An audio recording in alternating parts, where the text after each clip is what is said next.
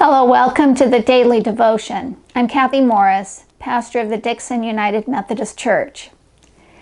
The Apostle Paul typically began his letters with soaring words of thanksgiving, but that does not mean he was writing to people who were feeling thankful. In fact, the Christians that he was writing to, more often than not, were dealing with struggles. They were struggling with waning faith, struggling with disagreements, struggling with persecution.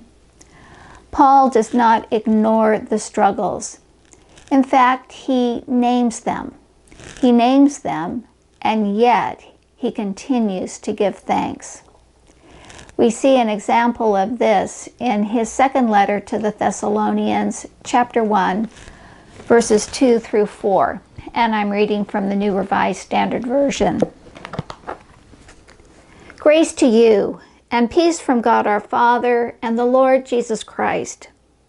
We must always give thanks to God for you, brothers and sisters, as is right, because your faith is growing abundantly, and the love of every one of you for one another is increasing.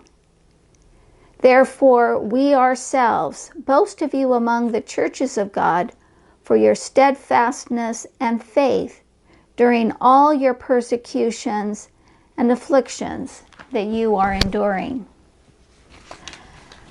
The novelist and poet Robert Louis Stephenson knew something about the struggles that come with suffering.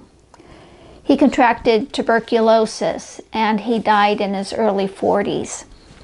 Despite this, he wrote thrilling stories such as Kidnapped and Treasure Island. And in his poetry, he captures the joy and wonder of childhood. Robert Louis Stephenson was a man of faith.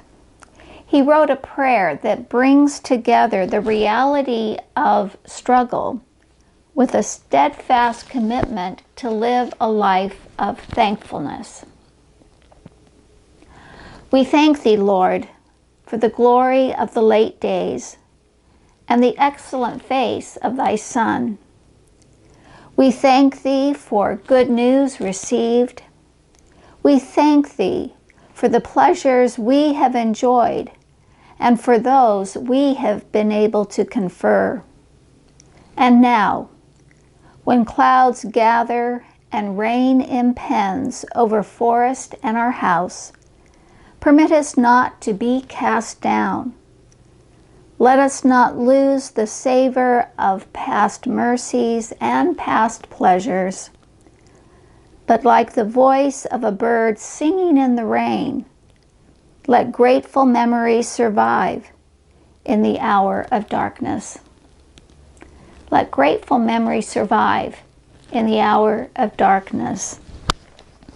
For a prayer exercise, I invite you to go around your house and find some object that represents to you a grateful memory. Now, it could be a photograph, or a family heirloom, or a souvenir. Take time for some quiet prayer, just holding on to that object, giving thanks to God for the blessing that it represents. And then, I hope sometime when you may be feeling down that you'll remember that object and take it up again. Sit with it in prayer. And may it revive hope in your heart as you remember God's past mercies in your life.